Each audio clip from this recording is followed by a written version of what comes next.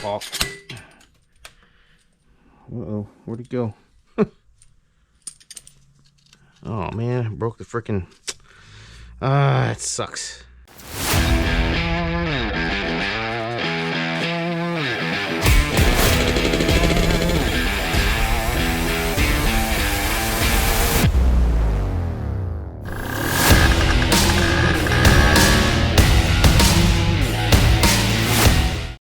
What's up guys, welcome back to the channel and welcome to part 5 of the Vespa Rally 200 rebuild series. The frame's actually at my painters right now, so I'm not sure when I'll be getting that back, but in the meantime we're going to work on some things like disassembling the front fork. Alright, reason being is that I'm going to be getting this powder coated and probably the hubs as well. So yeah, you guys ready? Let's do it. A front fork clamped on the vise here. First thing I'm going to do is remove these cables. This is the front brake cable, and this is the speedometer cable. This should be pretty easy. The speedometer just unscrews from the speedo drive, as you can see here, like that. Usually I just pull this down, but this one's interesting. Oh wait, you have to pull it up because this side, the little nut that connects to the speedo, won't allow you to pull it down. It's actually connected, so just push it into the fork and then it should just come right out the top. There's one. Leave it on the ground, and the front brake cable should just come right out after that. There's two. I'll put this thing back on so we don't lose it in case we ever want to keep it. All right. Next thing, I'm going to remove the front hub. Usually it's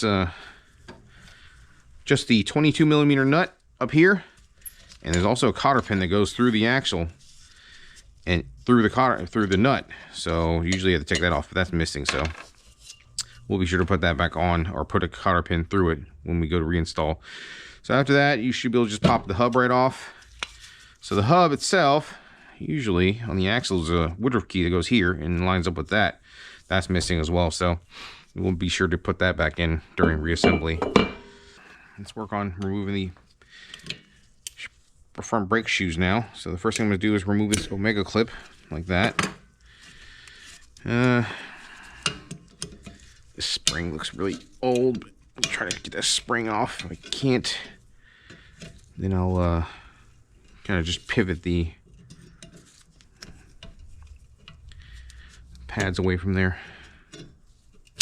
There you go. These are pretty much rusted on. Alright, got some lube. We'll spray some here in this pivot point, and then see if we can get it off a little easier. What's going on here?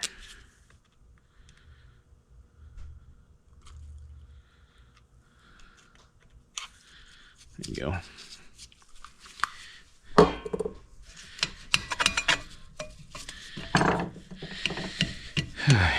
All right, almost got it. That's one.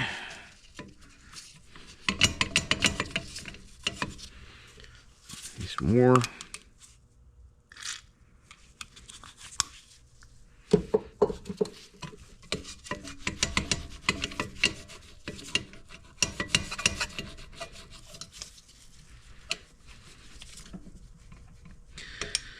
All right, pads are off just like that. So the rear dust shield looks like it's been attached just by these little points here that they peened on the front fork assembly. We'll see if I can work it off of there. Yep, there you go. Yeah, it's literally just friction fit. So yeah, the previous video that I've done with the electric conversion, I actually put some epoxy to hold this in place, but we'll see if it'll fit back on the same way it came off when I go to reassemble it. But yeah, I got that off. I'll probably get this powder coated as well. We'll see. Okay, so the front fork assembly is now exposed.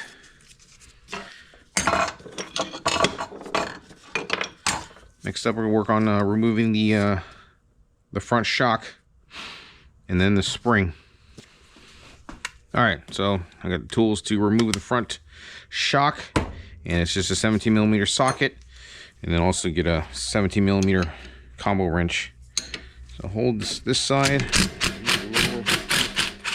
lower nut, and then the top one. Easy enough. Yes, bottom bushing is really worn out, but I'm going to be replacing this thing probably with a BGM or something a little better anyway, so.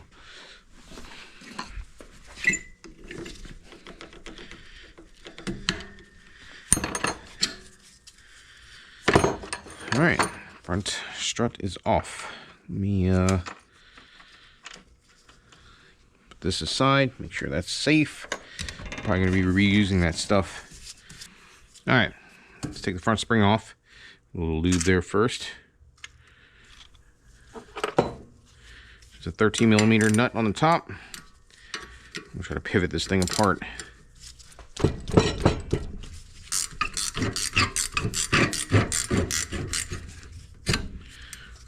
Well, I had to work on getting that off later.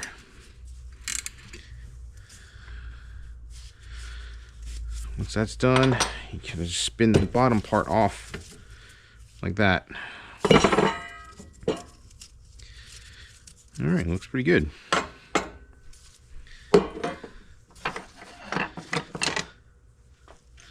The part that actually retains the springs are here and here. I'm going to have to get this off. I'm going to hold that somehow and actually remove that nut. Maybe I'll let it soak a little bit before I actually try to do that. Just make things a little easier. Okay, I've got my fork repositioned here in the vise.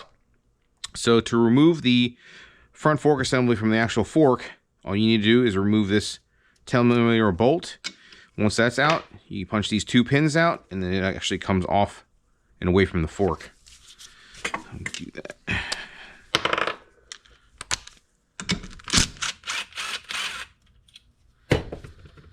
So locking tab that's here.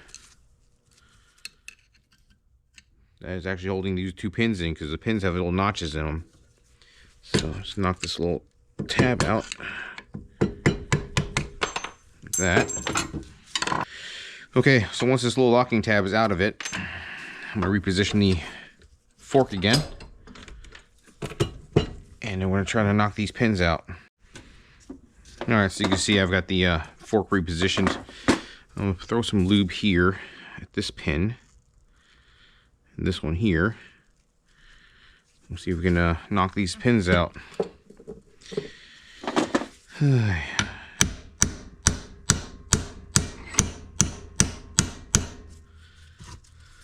Yep.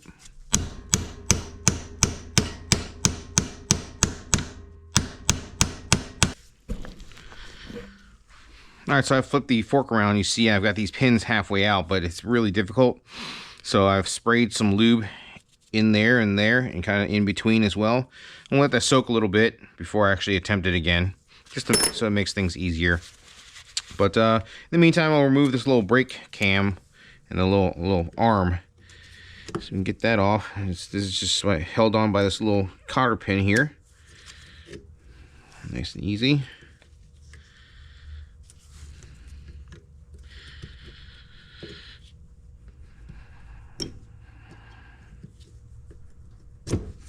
Go.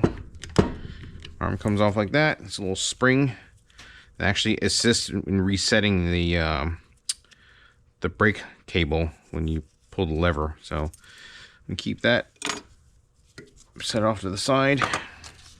After that, this little brake shoe cam just comes right out. Sometimes it needs a little tap.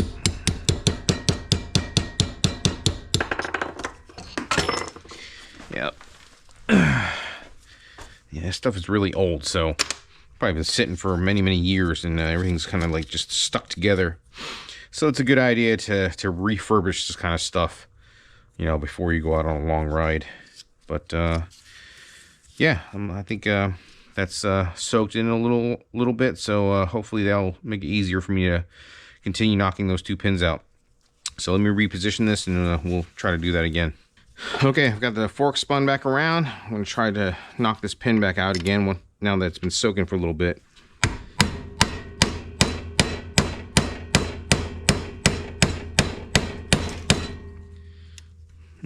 Almost there.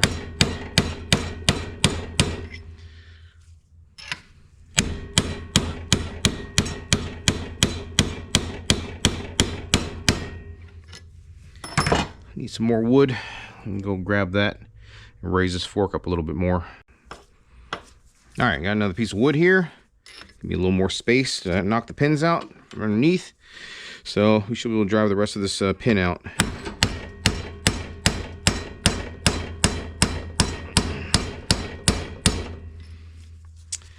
Still very tight, but it's getting there. Grab a longer punch. All right, got my really long punch. I should be able to drive this the rest of the way out.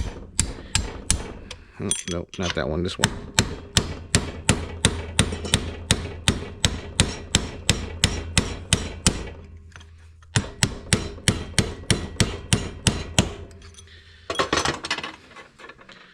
Almost there. Reposition one more time. All right, should be able to drive the rest of the way this thing out.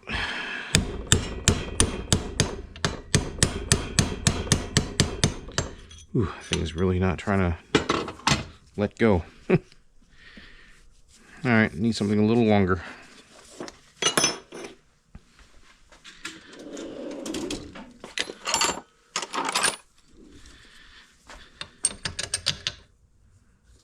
All right, I have no choice but to use an extension and tap the rest of the way out.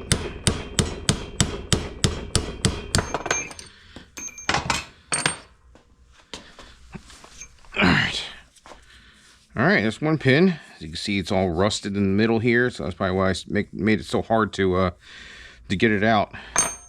There's one, and this is the actual pivot pin. Get this out.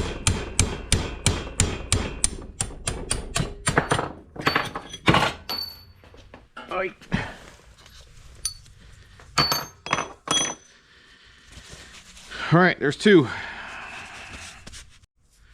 Okay, now that I've got the 2 pins out, I should be able to just remove this front fork assembly from the actual fork.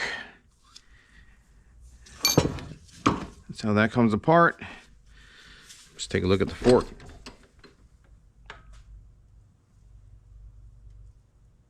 Interesting. Okay.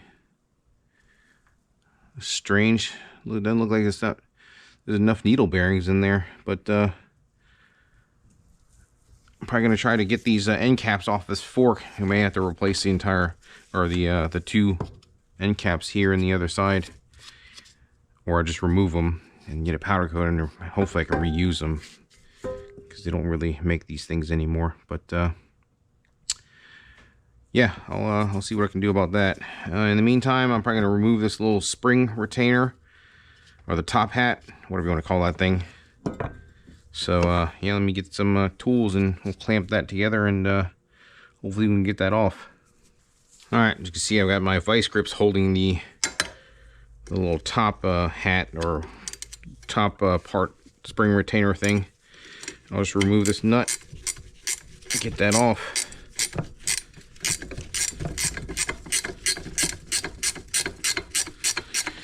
We're replacing this thing anyway with a new one, so I'm not really concerned about it.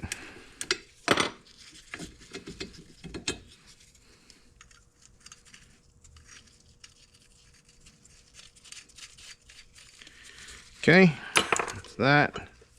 I'm gonna stick a magnet into the end of the fork here and see if I can get those needle bearings out. I'm try to save them if I can. If not, we have no choice but to replace that part. All right, so I've removed all the little needle bearings inside here. Hopefully I got every one of them. And also remove the O-ring on the other side. So I'm going to remove the O-ring on this side now. I'm going to try to remove these little end caps here without destroying them, So I want to reuse these original ones. So I'm going to come up with a clever way of pulling these without damaging them. Yeah, let me figure something out. I'll be right back. Alright, so I was able to use my little slide hammer from Harbor Freight. Got one of the end caps out, but I think I may need to replace the bearings inside anyway, so at least I get to keep the end caps, because those are not easy to find. So I'm going to do the same thing on this side. Pull the end cap off, and then I'll just knock the bearing races out. I've got my puller set up on the other side. Just going to pull the end cap off. Uh-oh, where'd it go? Oh man, I broke the frickin'... it sucks. Damn. Metal came off. Oh, looks like I'm gonna have to go aftermarket. Dang, that sucks. I was trying to save those. Oh well, it is what it is.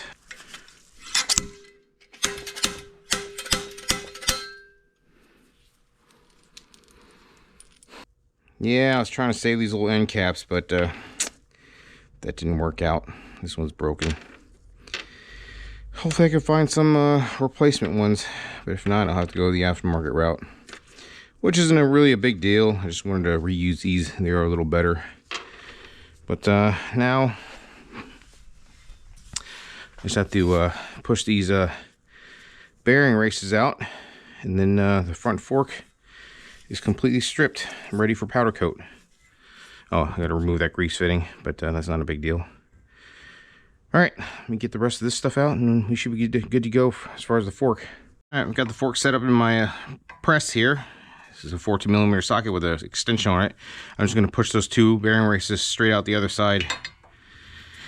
The way I'm not whaling at the fork, I won't risk damaging it, so it's an easier way to do it.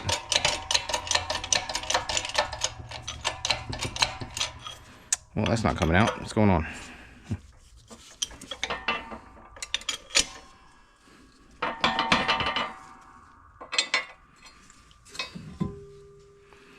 Oh, the grease fitting is actually blocking it from going all the way out. So let me remove the grease fitting and we'll do it again.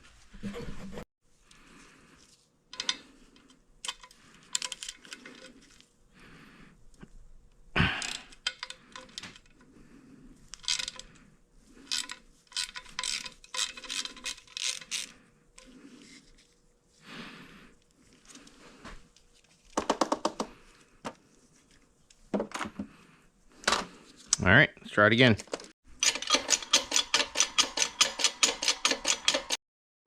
A few moments later.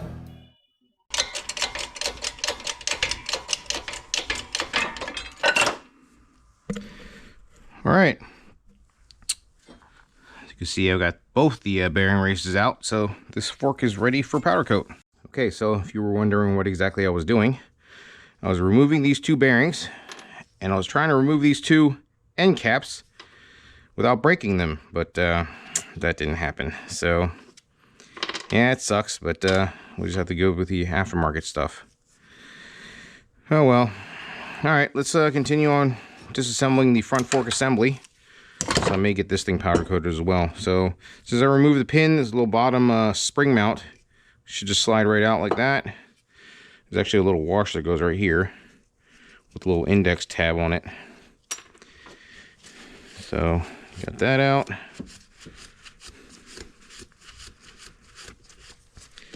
Next up is just the axle needs to be removed, and also the speedo drive. So I'm gonna take this cap off. There's a nut on the other end. Once I do that, I can just pound the axle out, and then I'll get the bearings out, and this thing will be totally stripped. Oh, I'll remove that bolt as well. This cap right here is a 22mm. Just remove that real quick.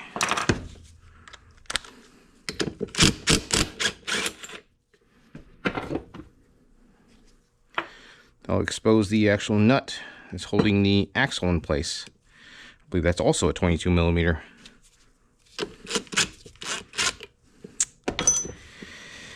since I have the hub off of it, it makes it harder for me to remove it now. All right, so I found a woodruff key to put in the axle, just so it can hold the axle in place so I can remove the nut on the other side. So let me put this back on. Like that. That should hold it in place so I can get this nut off on the other side. All right.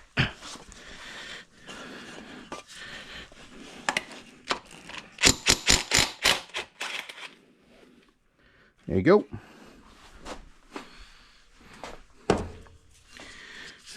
Take the hub back off. Just save this woodruff key for when I reinstall it.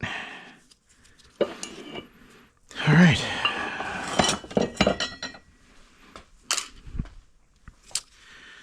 Now all I need to do is hammer the axle out. We should be good to go.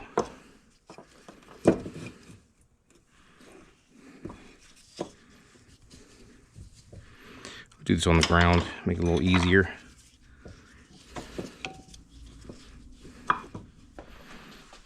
Okay.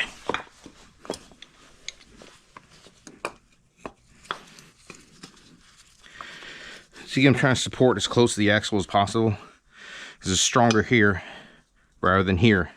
So I put these here and one on the other side. I'm going to beat on it. It can crack right here and right here. So got this rigged up. Should be able to just punch this axle out.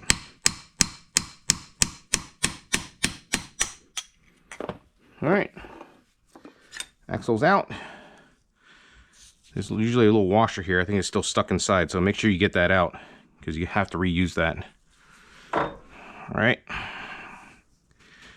I'll get the bearings out and the speedo drive, and then we should be good. All right, before I get the axle bearings out, I'm gonna remove this oil seal. This could be a little stuck, so there you go. All right, now I've got the oil seal off. I need to remove that little snap ring that's in there. So I got my other snap ring pliers for this. Let's see if we can get that out real quick. Okay, there you go. All right, now I'm gonna go and try to knock these bearings out. All right, to beat that small bearing out, I'm just gonna use a 3/8 extension. I know it's not the right tool, but it is what it is. That's all I got. It doesn't take much effort to actually remove it.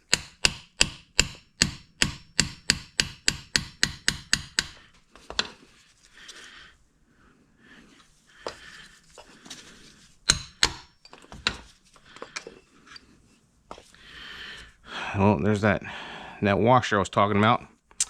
Totally forgot about it, but let me get this off real quick.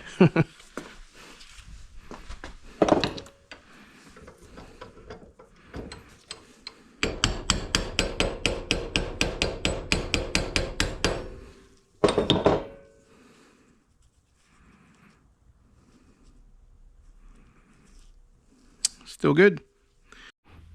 All right, so on this other side is the bearing, and there's a little washer here, and the cap goes on.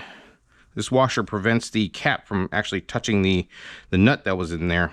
So make sure if you're missing this, make sure you get another one. I don't know how important it is, but that's just the right way to do it. So yeah, make sure you save that. So now I'm off to the other side. I'm gonna use to press this other bearing out because it's late here, and I don't want to keep hammering because the family's asleep. Okay, so I was able to press this other bearing out. Before I did that, I actually had to remove the speedo drive. This actually goes in right here. It's just a 17mm socket, and that whole thing comes out. So after I did that, put it in the press, I used a socket and extension and press that other bearing out. Well guys, there you have it. I just wanted to show you guys how to disassemble a front fork in case you want to get it painted or powder coated, or it's a good idea to just go and rebuild it, especially if it's 40 years old and been sitting for 30 years. So yeah, that's all the time I have for this thing tonight. If you guys have enjoyed the video so far, please don't forget to like and subscribe. subscribe. I'll catch you guys next time.